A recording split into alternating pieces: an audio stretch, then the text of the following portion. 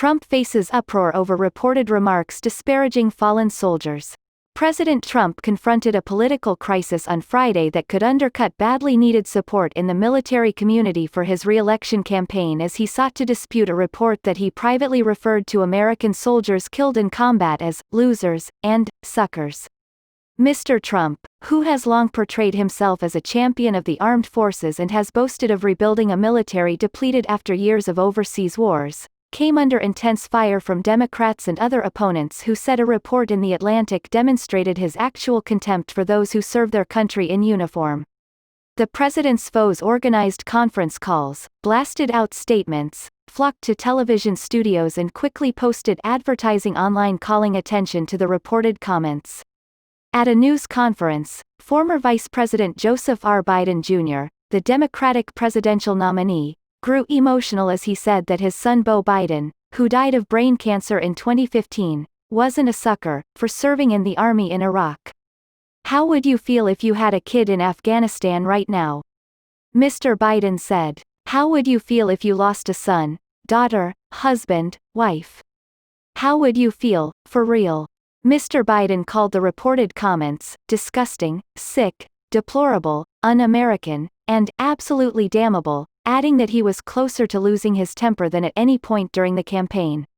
"I've just never been as disappointed in my whole career with a leader that I've worked with, president or otherwise." Mr. Trump denied that he made the remarks repeatedly over the course of the day and rallied current and former aides who backed him up on the record. "It's a fake story and it's a disgrace that they're allowed to do it," he told reporters in the Oval Office, insisting that he respected the troops. "To me, they're heroes," he said. "It's even hard to believe how they could do it. And I say that, the level of bravery, and to me, they're absolute heroes." But he railed against one former military officer, John F. Kelly, a retired four-star Marine general who served as his White House chief of staff at the time of the reported episode and whom he seemed to blame for the article. "Didn't do a good job, had no temperament and ultimately he was petered out," Mr. Trump said when asked about Mr. Kelly on Friday evening. "He was exhausted. This man was totally exhausted. He wasn't even able to function in the last number of months." The furor came at a time of rising tension between the commander-in-chief and the military leadership over his use of troops against protesters on American streets, his refusal to rename bases named for Confederate generals and his clemency for accused and convicted war criminals.